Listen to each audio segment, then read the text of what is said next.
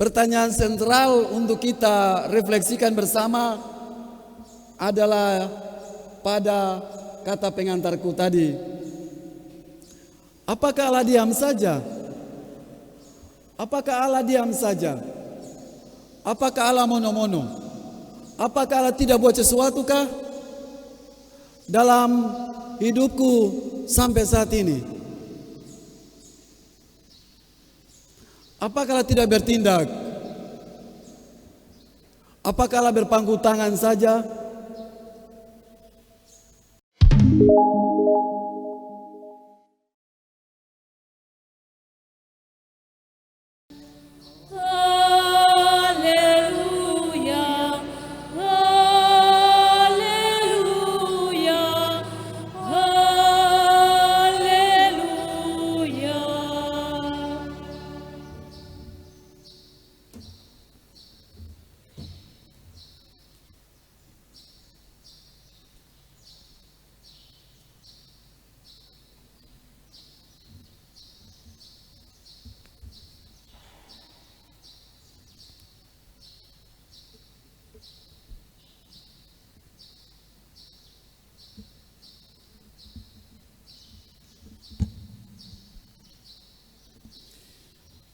Tuhan sertamu.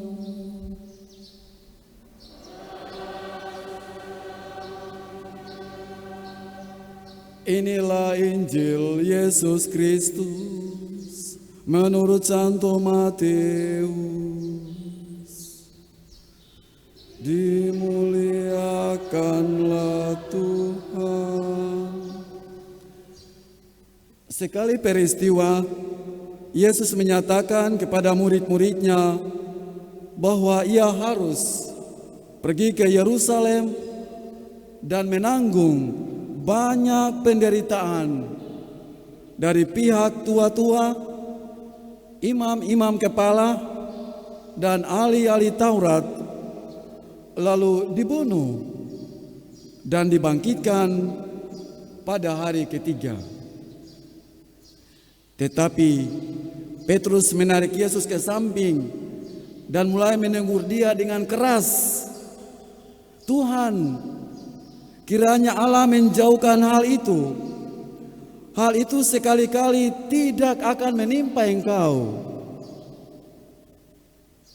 Lalu Yesus berpaling dan berkata kepada Petrus, "Enyala iblis, engkau suatu batu sandungan bagiku, sebab engkau bukan memikirkan apa yang dipikirkan Allah, melainkan apa yang dipikirkan manusia."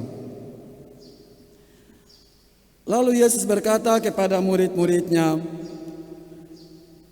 "Jika seseorang mau mengikuti aku, ia harus menyangkal dirinya, memikul salibnya, dan mengikuti aku.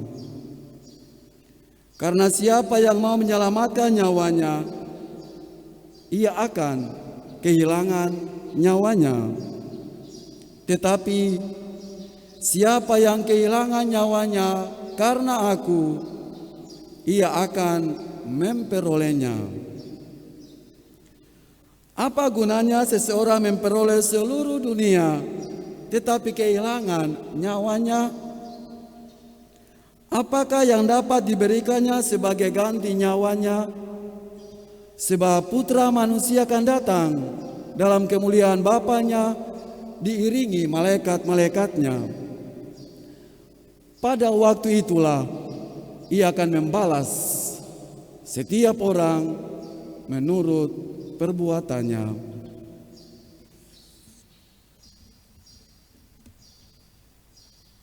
Berbahagialah kita yang mendengarkan sabda Tuhan dan tekun melaksanakannya.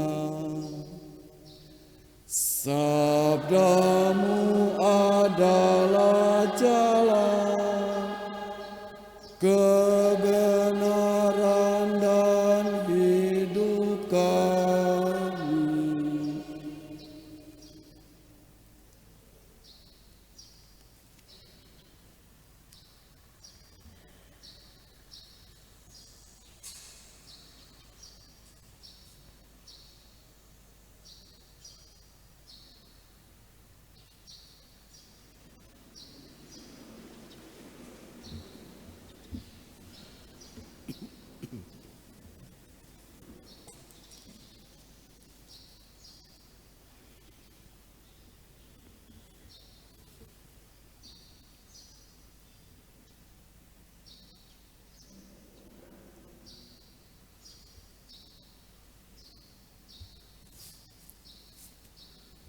Ibu bapak, saudara-saudari, adik-adik yang terkasih dalam Yesus Tuhan kita. Saya lepas masker karena tadi dipesan oleh Bapak Koster, Pastor kalau khotbah kau lepas masker. Boleh toh? Pertanyaan sentral untuk kita refleksikan bersama adalah pada kata pengantarku tadi. Apakah Allah diam saja? Apakah Allah diam saja? Apakah Allah mono-mono? Apakah Allah tidak buat sesuatu kah dalam hidupku sampai saat ini? Apakah Allah tidak bertindak? Apakah Allah berpangku tangan saja? Ini pertanyaan yang sangat penting dan mendesak untuk kita refleksikan bersama. Karena macam begini yang kadang saya dicemokan, kadang saya diejek, kadang saya difitnah. Di mana kau punya Tuhan Allah itu? Ibu bapak, saudara-saudara terkasih, kita bisa menjawab pertanyaan ini dan masih banyak pertanyaan lagi dengan bertitik tolak pada dasar spiritualitas kita yang benar. Dalam bacaan pertama yang tadi kita dengar, Tuhan bersikap proaktif. Tuhan mengambil inisiatif. Dia membujuk-bujuk saya. Dia bertindak datang kepada saya. Kata Nabi Yeremia tadi, dan kekuatannya amat dahsyat sehingga saya tidak mampu untuk melawan kekuatan dia. Saya hanya bisa tunduk, taat, mendengarkan, melihat dia punya kuasa yang begitu besar dalam kehidupan saya.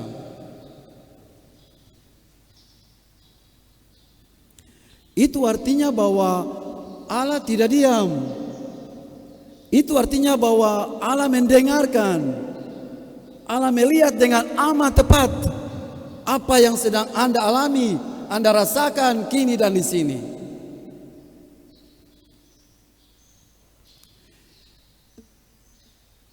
Itu setidak-tidaknya refleksi saya. Apakah engkau merasakan itu kah? Apakah engkau merasakan ada sesuatu daya yang begitu kuat mempengaruhi Anda untuk selalu taat setia kepada Dia, kepada Tuhan yang sudah memberikan hidup ini secara gratis kepada Anda? Anda sudah lihat? Anda sudah dengar itu? Anda sudah merasakan?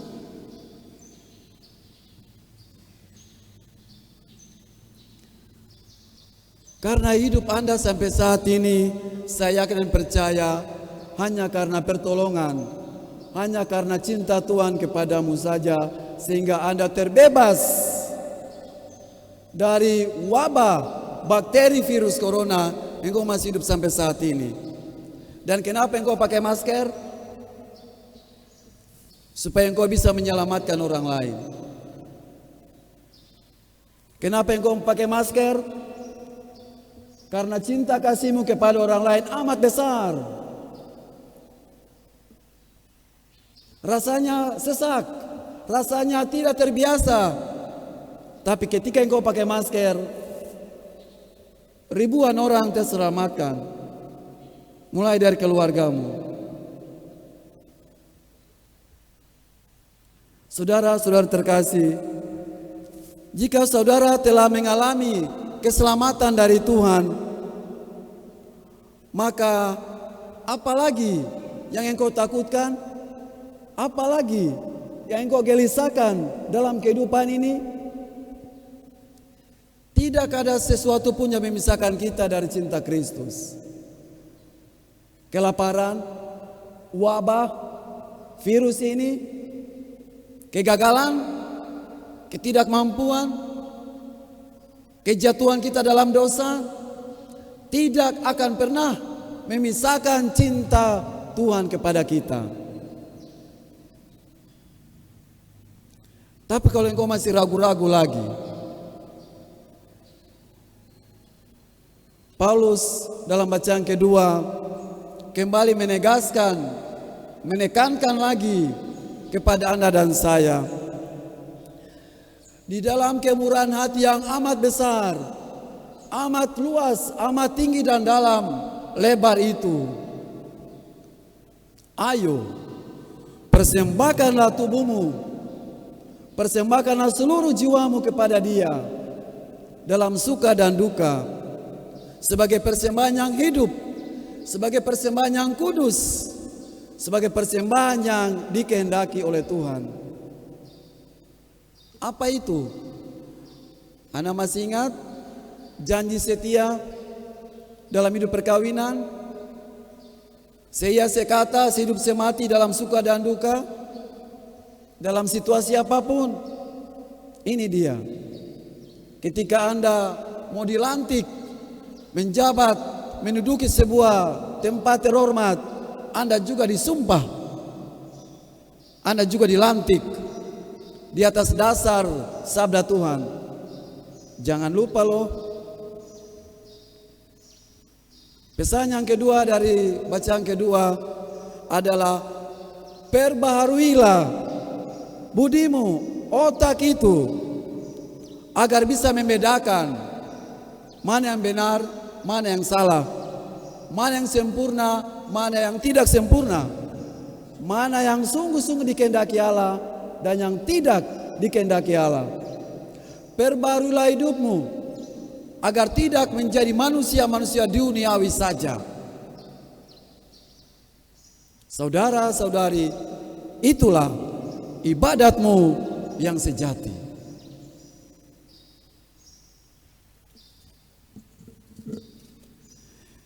Jika saudara sudah memahami intisari dari sabda Tuhan ini, maka berbahagialah Anda. Bersyukurlah kepada Tuhan. Berbahagialah, bersukacitalah senantiasa.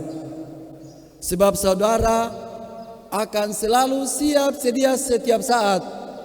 Untuk apa? Pikul salibmu. Seberat apapun, saya tahu Tuhan akan bertindak, Tuhan akan menolong saya dalam kehidupan ini.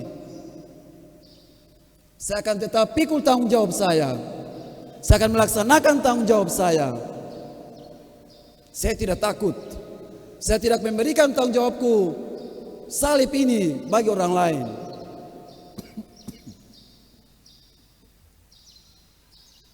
Dan saya akan setia mengikuti Tuhan Yesus.